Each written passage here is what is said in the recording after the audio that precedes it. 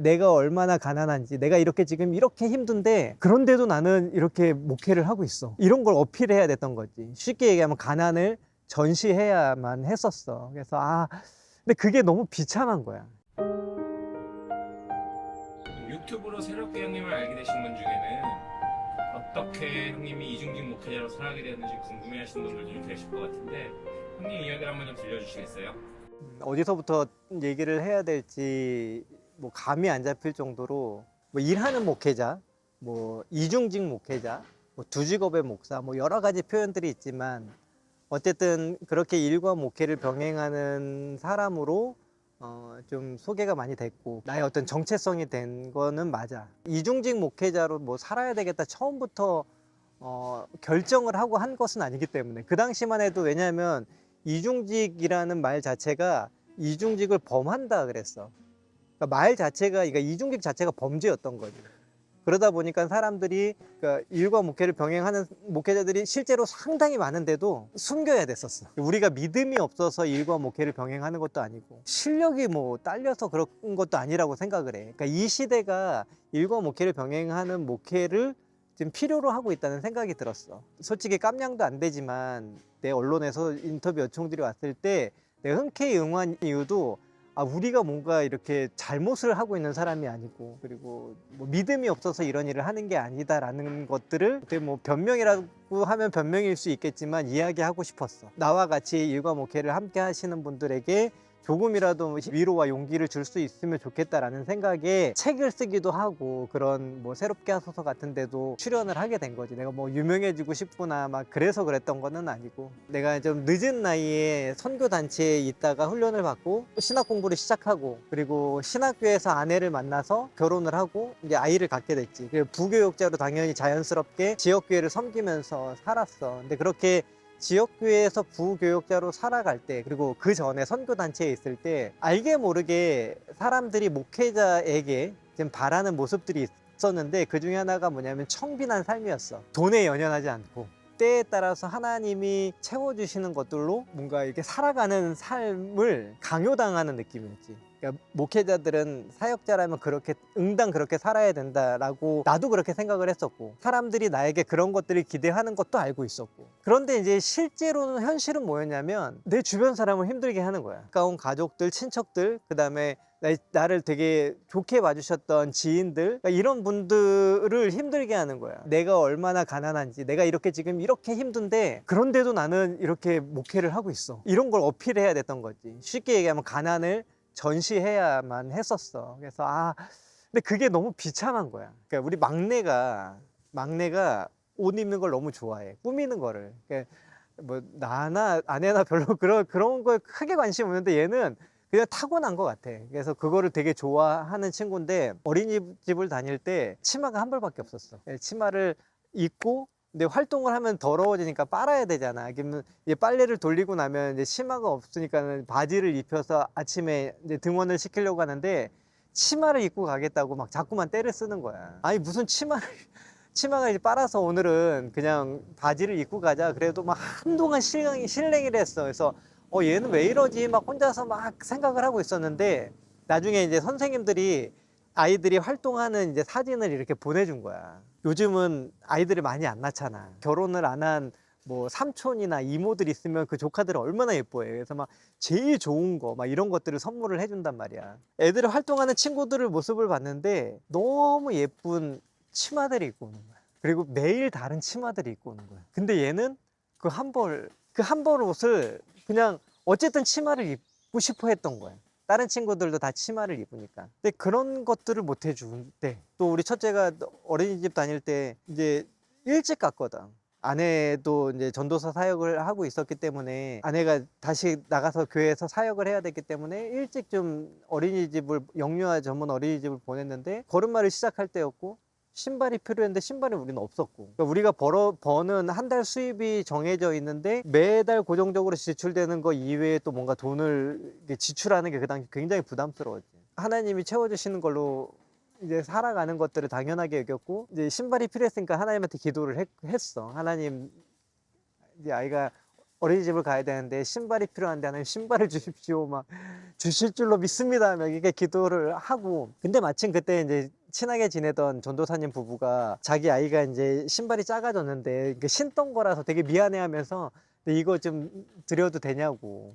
우리한테는 이건 완전히 하나님의 응답이었지.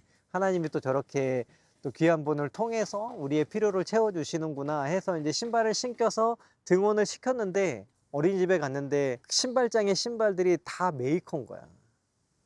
다 새 신발인 거야. 근데 우리의 신발만 이게 뒷굽이 이렇게 낡아 있는 거지. 도대체 이게 뭔가. 그때 느낀 좌절과 이 허무함, 자괴감 이런 것들은 이루 말할 수 없었지. 하나님 나를 이러려고 부르셨나 막 원망 섞인 정말 기도를 하면서 막 욕을 섞어가면서 하나님한테 기도했던 것 같아 그때. 이제 가장이라는 단어가 영어로 이제 브레드위너라고 얘기를 하잖아. 그러니까 빵을 얻어냈는데 성공한 사람인 거지 쉽게 얘기하면. 그 가장으로서는 정말 빵점이었던 거지. 뭐 사역이 중요하다. 뭐 가장으로서 우리 가정의 생계를 뭐 유지하는 일이 더 중요하다. 뭐가 덜 중요하다. 이런 얘기가 아니라 이 목회는 내가 아니어도 잘할 수 있는 사람들이 너무 많아. 훌륭하고 뛰어난 사람들이 진짜 많아. 근데 이 아이들의 아버지로 아내의 남편으로 우리 가정이 이렇게 생계를 유지하는 일은 내가 아니면 안 되는 일이거든. 그러면 내가 아니면 안 되는 일로의 이 부르심 또한 이 사역자로 부르신 이 부르심만큼이나 중요하지 않을까?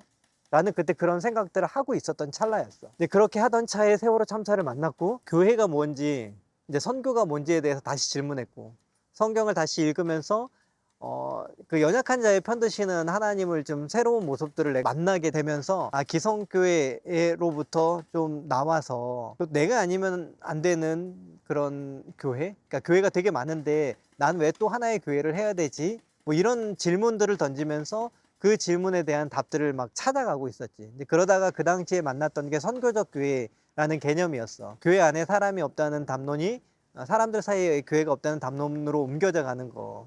그러면은 나는 내가 교회로서 사람들 사이에 어떻게 그 존재할 건가? 이런 질문들을 던졌고 그 답을 찾으려고 탐방을 다녔어. 그러니까 제도권 교회 부교육자로서의 삶을 그러니까 사임을 하고 그리고 이제 교회 탐방을 한 1년 동안 다녔지. 이제 우리나라에는 거의가 아니고 모든 교단을 다 돌아다니면서 이 그리스도교 안에는 이렇게 다양한 전통이 있었구나. 내가 알던 것이 전부가 아니구나. 라는 것들을 좀 알기 시작했고 나는 그러면 사람들 사이에서 어떤 교회로 존재를 해야 될까? 이런 것들에 대한 대답을 찾아가다가 한 가지 세웠던 원칙이 뭐냐면 목회자가 교회로부터 재정을 독립하자. 그러니까 나는 그런 제도권의 교회에서 나와서 내가 아니면 안 되는 교회들을 계속 꿈꾸고 있었으니까.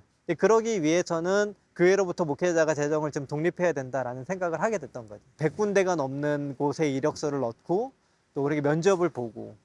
그러다가 근데 갈 데가 없는 거야. 목사가 되기 위해서 되게 오랜 시간 공부를 했는데 그 공부가 내가 밥을 벌어먹고 사는 데는 아무런 도움이 되지 않는 거지. 목수 일을 한 3, 40년 해온 이제 친형님한테 나한테 일을 좀 가르쳐 달라라고 이제 부탁을 드렸고 목수라는 직업을 가지면서 그 직업과 함께 이제 목회를 지금까지 이어가고 있는 거지.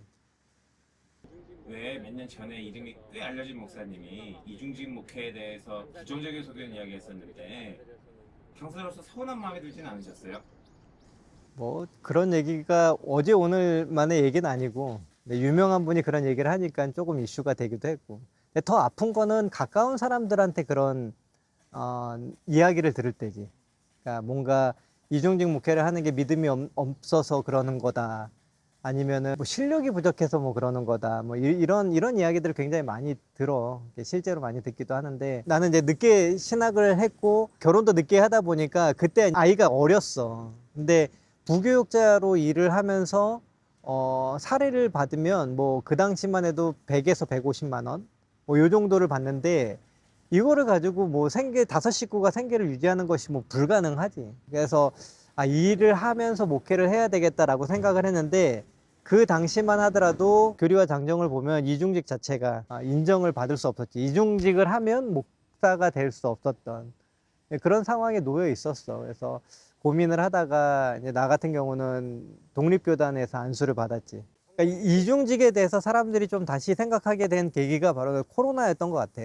그러니까 예전에는 보통 상가교회 목사님들이 사모님들이 밖에 나가서 이제 생계를 위해서 그런 활동들을 하시고 목사님들은 목회에 집중을 하고 뭐 이런 식으로 이제 목회와 생계들을 함께 이렇게 유지하는 경우들이 꽤 많이 계셨어. 그러니까 우리 어머님도 초등학교 선생님으로 아버지가 이제 목회를 전념할 수 있도록 도우셨으니까 그게 되게 아름다운 그 목회자 가정의 모습이라고 사람들이 생각했어. 그래서 우리 고모도 내가 이제 결혼하려고 할 때 야, 선생하고 결혼해야 돼. 막 이런 얘기를 하실 정도였으니까 그게 너무나 당연했었는데 이 사회가 지금은 여성 한 사람의 노동력을 가지고 한 가정의 생계가 유지되기가 굉장히 어려운 시대인 거지.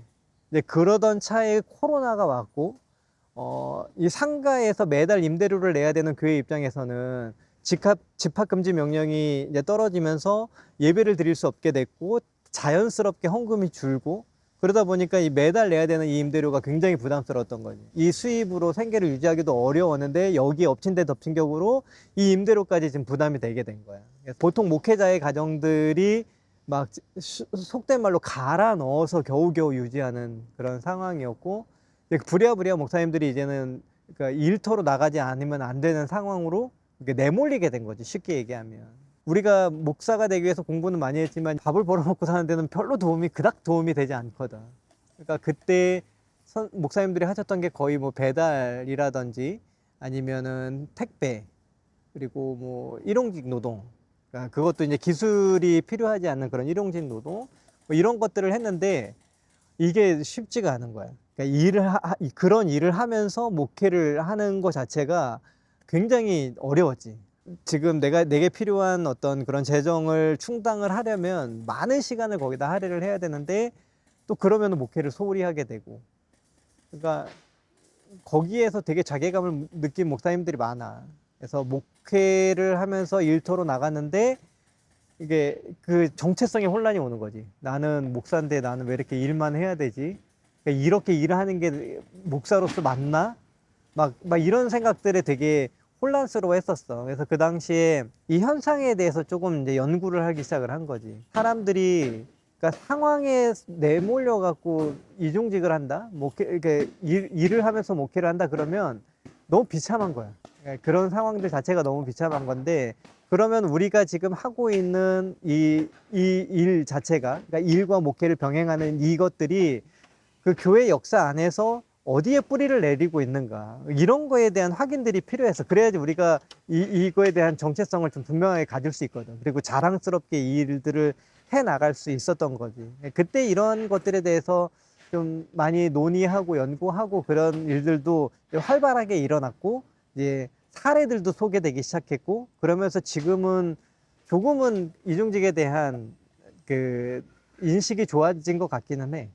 우리가 뭐 여러 활동을 통해서 이중직에 대한 부정적인 인식이 바뀌었던 것처럼 이 이중직이라는 단어 자체가 가지고 선점하고 있는 굉장히 큰 의미가 있거든. 근데 이것들을 조금은 더 부정적인 측면에서 긍정적인 것들로 좀 바꾸고 싶은 마음들이 있었고, 그렇게 좌충우돌 한 10년 정도 지나고 보니까 지금은 조금 이제 나보다도 한 10년 터울 있는 다음 세대 목회자분들은 아예 이중직 목회를 준비하는 모습들을 보게 돼. 불과 얼마 전에도 박사과정까지 했던 되게 공부를 많이 하신 똑똑한 목사님이 이제 목수일을 배우고 싶다고 오셨어. 단순히 그냥 기술을 배워서 직업을 갖는 게 아니라 이중직 목회를 준비를 하는 거지. 그런 모습을 보면서 많이 바뀌었구나. 그리고 이제는 이것들이 한국 교회의 하나의 교회의 모델로서 이제 인정을 받는구나 라는 생각에, 아무것도 몰랐을 때에 이 일들을 시작했던 사람으로서 되게 감사한 마음이 크지. 전체적인 인구 감소 문제와 함께 초정교 대비 기독교 인구 감소폭이 컸던 부분도 어디로 적용했을까요? 사람들이 어떤 종교 자체를 이제는 거부하는 시대이고, 그러다 보니 전체 뭐 기독교인의 뭐 총량을 따져도 이제는 적을 수밖에 없고, 그러면 예전과 같은 방식으로 그냥 상가에서 공간을 하나를 이렇게 렌트를 해서 거기서 그러니까 예전에는 천막만 쳐놓고 십자가만 달아도 사람들이 몰려들던 때였는데 지금은 그렇지 않다는 거지. 그러니까 그런 현실들을 좀 우리가 인정할 필요가 나는 있다고 생각을 해. 사람이 많아지고 이제 규모가 커지고 이게 뭐 성령의 역사하시는 증거라고 예전에는 생각하던 때가 있었는데 이제는 그런 시기가 아니거든. 교회를 사랑하는 마음에 그 힘들고 어려운 길들을 선택해서 일과 목회를 병행하고 있는 것은 손가락질 당하거나 지탄받을 일이 아니라 존중받아 마땅한 일이라고 생각을 하는 거지.